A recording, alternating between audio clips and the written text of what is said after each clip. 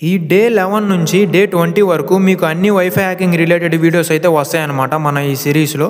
So అసలు wifi అంటే ఏంటి అనే దగ్గర నుంచి వైఫైని ఎలా కాంప్రమైజ్ చేయాలి, ఎన్ని విధాలుగా మనం కాంప్రమైజ్ చేయగలుగుతాం అనేది అయితే చెప్తానమాట. ఎవరైతే ఫ్రెషర్స్ ఉన్నారో మన అకౌంట్ని వెంటనే ఫాలో చేసి సబ్స్క్రైబ్ చేసి పెట్టుకోండి గైస్.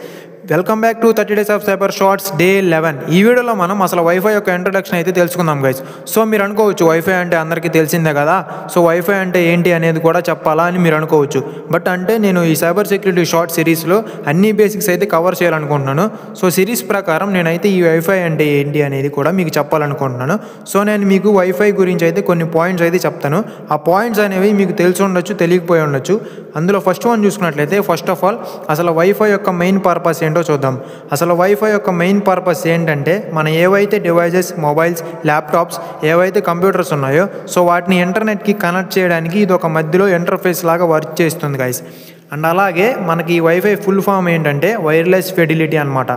సో ఈ వైర్లెస్ ఫిడిలిటీ అనే ఫుల్ ఫామ్ పెట్టడానికి పెద్ద బ్యాక్గ్రౌండ్ అయితే ఏం లేదు. అండ్ ఈ నేమ్ వచ్చేసి మనకి 1999లో అయితే పెట్టడం జరిగింది.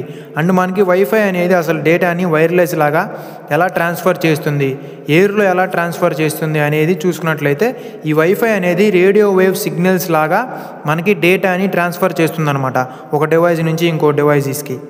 ఐ హోప్ మీకు అయితే అర్థమైంది అనుకుంటున్నాను. Thank you. Stay tune guys.